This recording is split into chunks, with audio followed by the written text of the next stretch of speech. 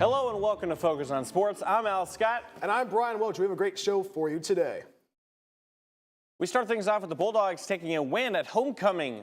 They did in a dominating fashion as they are rocking out with their black jerseys, as well as the sold-out Red Wave crowd, who became the Black Wave as they were wearing their black jerseys as well. It didn't start off easy with the Bulldogs as the Spartans took a 7-0 lead in the first quarter.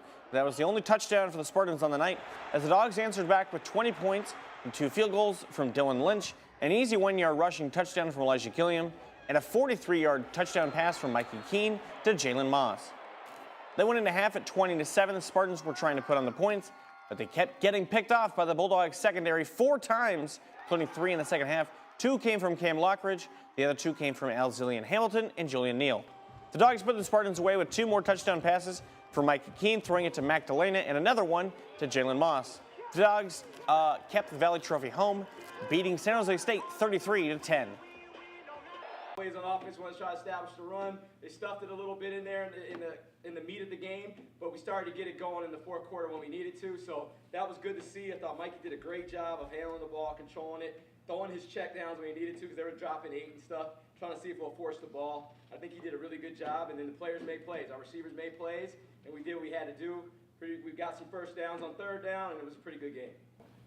Great. I'm looking for my next one. For the next one. Just going out and we go execute our assignments, and we go line up and we go play bulldog football. Every time we get it, they put that ball down. Honestly, that's all we go show. Again, we'll be back at home on Saturday afternoon against Hawaii at 4 o'clock. We'll have much more on the homecoming game on our Wednesday newscast and what it means to everyone at Fresno State. Mikey Keene threw for 275 yards and had 3 touchdowns on Saturday. And Al, do you think his performance was good on Saturday? And I mean, it looked really, really good out there on Saturday. I say this without a doubt. Best game as a Bulldog. If not last year and this year, at least for this season, it was his best game as a Bulldog. If they can get that performance from Mikey Keene going forward, they could be in the playoff picture next month or in December. His ability to trust his receivers, make smart throws, and not risk it too much. He still has to, make some plays, but trusting his receivers to make plays, very successful. It was not the big passes, but it was the short completions, the 6-7 yard completions that got the Bulldogs a 2nd and 3, a 2nd and 2. The Bulldogs, if they can do that on Saturday, they'll be very successful against Hawaii. Hawaii just put up some big numbers against Nevada, so if they can, they're going to have their work cut out for them because they only barely beat Nevada. Hawaii's a good team, but the Bulldogs got the talent. If they can do that, they can handle them. And as Tim Skipper said in the press conference, they're not looking ahead too far ahead. They're working 1-0 each week. It's a 1-0 mindset week to week. Well, that's good to hear. Moving on to women's soccer with senior night for the Dogs on Thursday as Fresno State welcomed in Air Force. Dogs scored twice with senior Kaylin Miller and freshman Sam Poppin. That was the first conference win for the Dogs this season. Kaylin Miller says her time at Fresno State was special.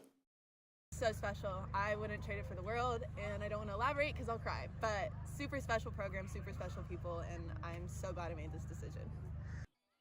Bulldogs fell to Colorado College 1-0 yesterday on the road. The Dogs play their final game of the season this Thursday against San Jose State.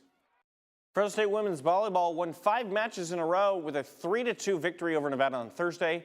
In the first set, Nevada took the win with a 30-28 set. After both teams went back and forth, Wolfpack took advantage of a couple of errors from the Dogs to take the set. In the second set, the Fresno State applied pressure thanks to opposite hitter Addison Haluska's consistent serving and outside hitter Ella Rude coming through with a couple of kills to win the set 25-15. Third set was rough on the Dogs. Nevada's offense started out with an early lead and stayed consistent throughout the set to take a 2-1 lead with a 29-19 victory. The Bulldogs came close in the fourth set, but they pulled it out with a 29-27 win. Final set, the Dogs took it home with a 15-12 victory and a final kill from Casey Purry to secure a 3-2 victory over the Wolfpack. The Fresno State women's golf team took some hardware last week. Bulldogs placed third at the Clash at Boulder Creek. Vanessa Vu was the top dog scorer in her first tournament win, scoring at 15 under 201. The Bulldogs as a team finished third in the tournament. Bulldogs are back in action all the way until next February of 2025 in San Diego for the SDSU Classic. The Fresno State women's swim and dive team was back in action on Saturday against Nevada to open up conference play. The Bulldogs fell to the Wolfpack 189 to 111. One of the positives was Liz Kalmar, that she picked up 2 wins with the 100 and the 200-yard breaststroke. The Dogs are back in action on the road this Saturday against CSU Bakersfield. A couple weeks ago, I had the opportunity to go on the 30th Central Valley Honor Flight from Fresno to Washington, D.C., alongside 70 veterans. On that trip, I got to know Joseph Ventris, who served in the Navy from 1964 to 1970 before attending Fresno State. Last Wednesday in our newscast, he shared how important his trip was to him. And now we're going to talk about your time on the rodeo. So welcome, Mr. Ventris. Glad to have you here. So you came to Fresno State after attending L.A. Pierce College, is that correct? Yes, it is. And can you tell us a little bit about your time at the rodeo? Well, I tell you what, it was a very moving experience, and the team, it was very, very close-knit team. We all lived in an apartment over on Barstow before all those houses moved in, before 168 came in. And we were a team. We worked out together. We just had a good time together, and we bonded in a way. And I think that would help us become where we got to. We went to the college national finals in 1974, and we were 7th in the nation. And that's considering all the Texas and Oklahoma teams where that's their bread and butter. That's where rodeos, the cradle of rodeo is for colleges. It's in Texas and Oklahoma, but Fresno State. And we've had a lot of good West Coast teams. Cal Poly is a good team. And we battled Cal Poly all year long. We won more rodeos than they did, but they beat us on points because they would flood an event. So that would keep other people from getting points. But we won more team trophies than they did that year. Did you ever get hurt during the rodeo? Oh, yes, of course. It's not if you get hurt, it's when you get hurt and how you bounce back. You're still a part of the rodeo in some aspect. Can you tell us a little bit about that? Yes. We're going to have the rodeo this year is going to be on November 8th at Clovis Rodeo Grounds. And one of the purposes this year is to honor veterans. So we're recruiting veterans who want to participate. They're going to honor them and ride them around the arena in a wagon drawn by horses. And we want to find some veterans to pass out trophies and the buckles to the winners of the events. How can people today serve and honor veterans like yourself? Oh, wow. Understand that people sign papers and they're willing to go do whatever the government asks them to do. And not everybody wants to go, not everybody has to go, but those that go for different reasons. And one of them is if you don't protect your borders, if you don't protect who's going to, there's no place else in the world, there's no place else to run to. Everybody runs to come here. But if this dies, where do we go? There's no place else to go. We're it. Well, thank you for your service, and thank you for joining us today, Mr. Oh, Ventris. you're welcome. Coming up on your Focus on Sports, we discuss the World Series and dogs in the NFL. I got the bulldog spirit up in my head. Up in my head. Up in my head. I got that bulldog spirit up in my head. Up in my head to stay. I got that bulldog spirit deep in my heart. Deep in my heart. Deep in my heart. Got that bulldog spirit deep in my heart. Deep in my heart to stay. I got that bulldog spirit down in my toes. Down in my toes.